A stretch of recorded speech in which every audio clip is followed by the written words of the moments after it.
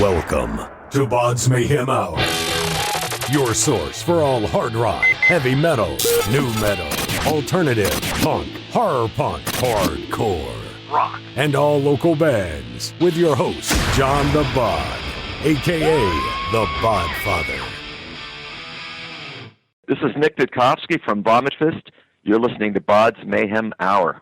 The views and opinions of the guests do not necessarily reflect the views and opinions of BODS Mayhem Radio Network, its staff, affiliates, or sponsors. Parental discretion is advised. Welcome to BODS Mayhem Radio Network.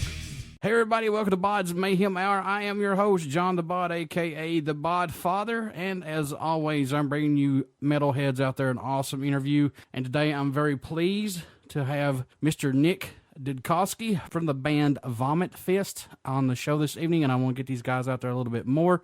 Trust me, you're going to like these guys. Nick, how's it going, my man? Doing great, man. Thanks for inviting me to BODS. My pleasure. Like I said, I want to get you guys out there more. When, try to set up an interview through Adrenaline PR, they said, how about these guys? I was like, you got it. So let's talk about Vomit Fist. And you guys got an EP that you guys just put out here back in July. So how's that going so far? And how's the fans reacting to some of the music? Oh, we're really excited about it. It was released digitally on Bandcamp and iTunes and Amazon. It's available now for digital download, and we're looking forward to the physical CD release October 28th.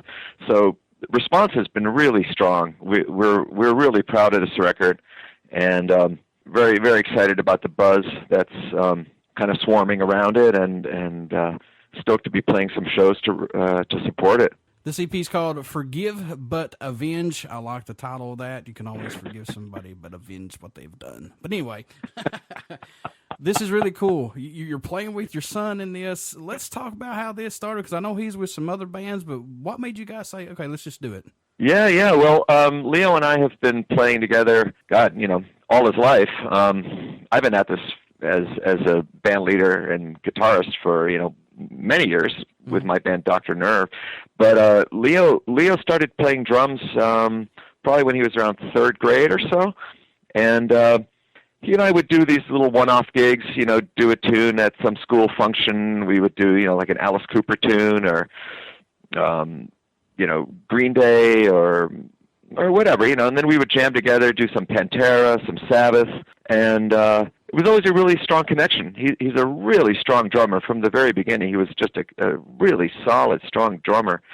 And then, the last couple of years, his technique just took off. He's, turned into a real beast, primarily through working with his band Diabolicus, which is a death metal band that was formed by Leo and some friends that he met through the Tomatoes House of Rock. There's a metal program at a local music school called Thor, Tomatoes House of Rock. So Leo's skills just went through the roof. And then at one point he said, it was his idea. He said, I'd love to do a metal band with you. And I was like, okay, it didn't take me more than a second to say yes to that, but we had to sort of let it ferment a little, kind of like, well, what kind of a metal band would it be? What would we do? We definitely don't want to do covers. We want to do original music. Right. And he and I went out to a lot of shows. We go to a lot of shows together, mostly, pretty extreme metal, and so we don't like, we don't like middle of the road stuff. We definitely wanted to be on the sort of extreme creative edge of things.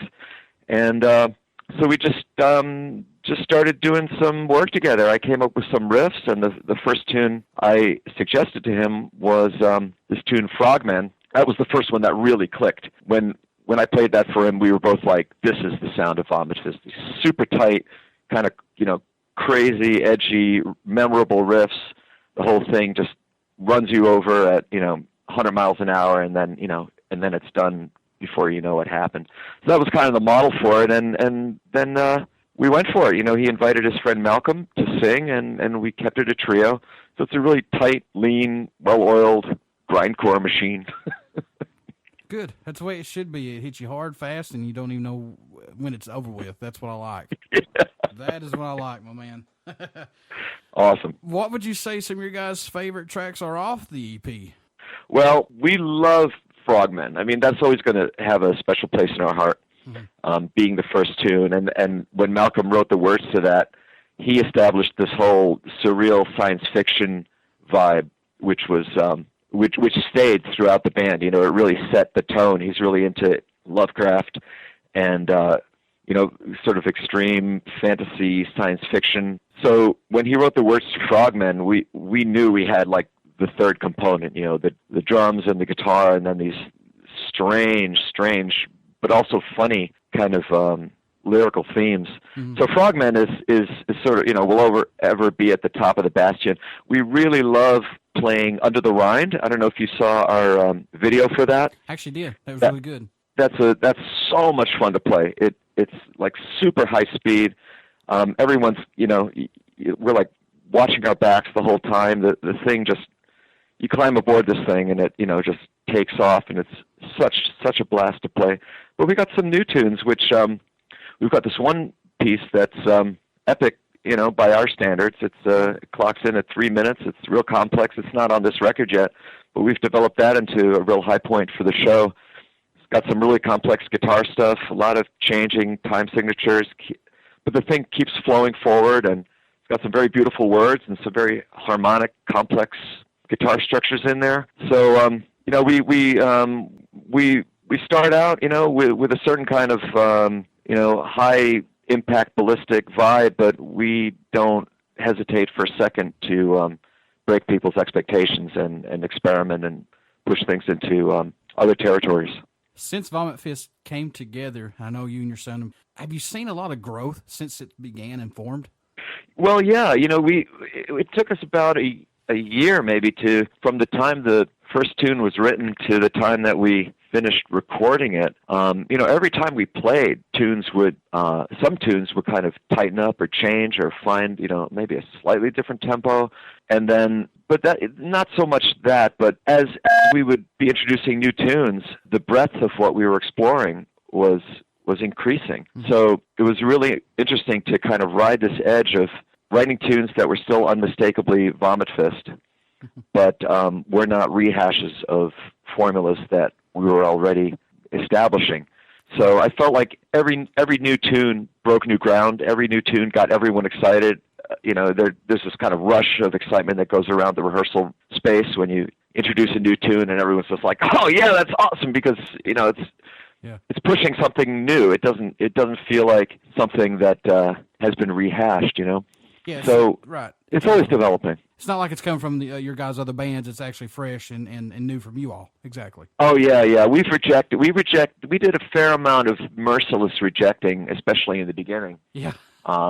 And every so often, I'll introduce a couple of riffs, and Leo is, makes no bones about, weighing in. We're not too nice, I think that's what keeps, that's one of the advantages of being a father-son core. It's like, your friendship is not at stake, he's always going to be my son. He's not going to hurt my feelings as a dad. If he doesn't like a riff I wrote, he's just going to flat out tell me. Right. And we don't waste a lot of time, chasing some idea down that's not going to bear fruit. We kill it off real quick. So we got our senses up and know what the riffs and ideas are that are worth pursuing. What can the fans expect at a show from you guys, hopefully? Well, it's real kinetic. We're a very kinetic band. So Malcolm's spending maybe 80% of the time in the audience. Nice. And he's a very, very intense singer. He loves to engage physically with the audience. We just played Snug Harbor up in New Paltz, and I don't think he spent any time on stage except when he was, climbing the rail and trying to get closer to the ceiling just to jump off it. Kind of he's a risky front man. So he's definitely an in-your-face kind of guy. And Leo and I are just, holding it down, keeping it really, really, really pushing it. So it's real exciting, very kinetic, very entertaining. People have a lot of fun. It's thrashy, very mosh-friendly music, but it's a really good vibe. What's it mean when you see the fans out in the crowd going crazy to your guys' music, and plus singing along? What's that mean to you guys? Well, that is beyond words. It's something that you really got to it inducts into your body. The first time the crowd really went for it, it changed the way I played. It changed the way I moved, and I actually had to catch myself. It's like I'm starting to play sloppy here because I'm not, I'm being pulled sort of into the crowd, and I got to remember I'm on stage to hold my parts down. So it's a fascinating edge. It's a really fascinating edge to be on. And it's it's the reason that we're up there. So reaching out and seeing that reflected back to the stage is just indescribably rewarding. It's fantastic. I can't tell everybody how much it means, especially as a fan, to be out in the crowd and feel exactly what you guys are giving out to us, because we can feel it. And it's just electric. I just can't explain it enough. It's the best high you could ever get. Yeah, it's amazing. We did this garage show out in New Jersey, and it's a bunch of like DIY high school kids that just threw themselves a party and invited Vomit Fist along with a bunch of other local bands. And this guy gave me a hug. He came up in the middle of the set and just gave me a hug. He was so happy. That's never happened to me before in my life. It was so genuine and loving and totally crazy. Instead of like high-fiving you or like stage diving or doing something extreme, he came up and gave me a hug. It's like, dude, that is so real and so loving and so genuine, and made me feel so good. It was awesome. I have to say, man, the metal fans, horror punk fans, it's all a family, and it is. Yeah. So yeah, it really is. It's really unlike anything else. Since it's the digital age, do you think that it's helped out Vomit Fist, Nick, or do you think that it's hurt bands? I mean, well, there's no question that distributing our music during this, we're in the middle of a campaign now to get people to know about us. So having it out on Bandcamp, having our videos premiered by Metal Injection and Revolver magazine and Village Voice, reaching thousands of people in an afternoon at no cost. It's unbelievable. It's unprecedented. It's really, really incredible. And there's no shelf space on Amazon. People can go to my link just as easily as they can go to anybody else's. How that actually translates into sales, though, that's kind of an open question. You could have thousands of hits of people that love your video, but whether that means they're actually going to buy the record, not necessarily the case.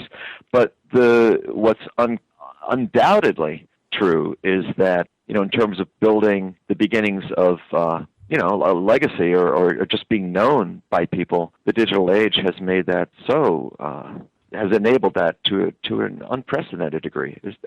For me to be talking to you now, and there's going to be a podcast later on, over the year, over a month, 2 months, over a year, we don't know how many people are going to listen to that. Yeah. But it's just going to be out there, and people are going to listen to it. Exactly. And, it's not a cassette tape that someone has to sell or a piece of vinyl or whatever. It's just out there, and it's accessible.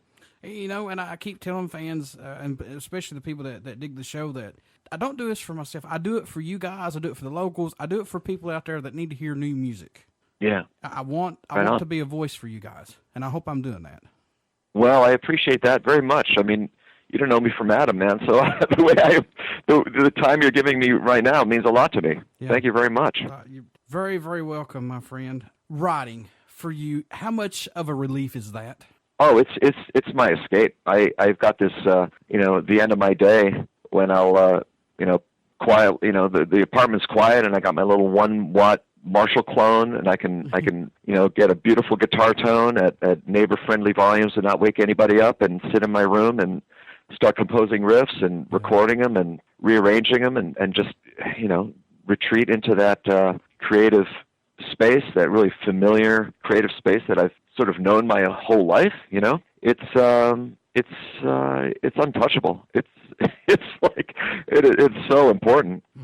So and to be writing this stuff, thinking about my son drumming on it, kind of thinking about how is this going to work on stage, how is this going to sound on a record, the richness of everything that swirls around that process is just incredible. Words are very, very hard to describe it, but It's a very fertile, creative retreat / therapy / release / any other helpful nouns that you want to tack on there. But it's just awesome.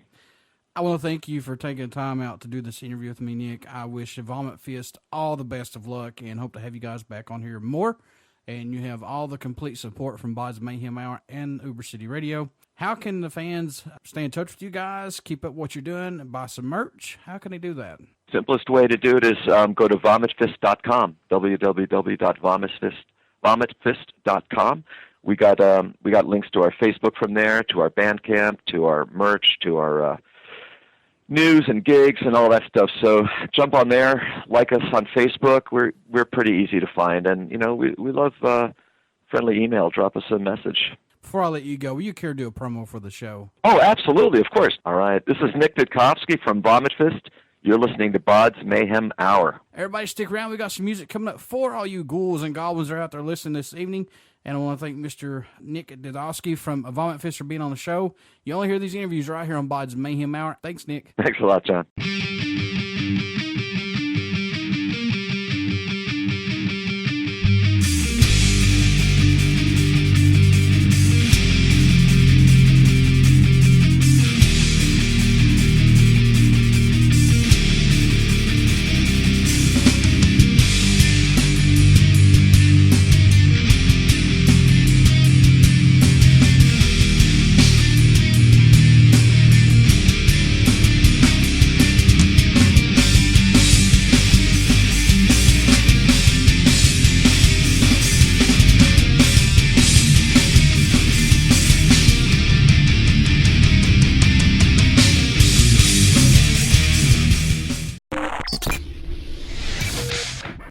You're listening to BODS Mayhem Hour. Follow us on Facebook, Twitter, and Instagram.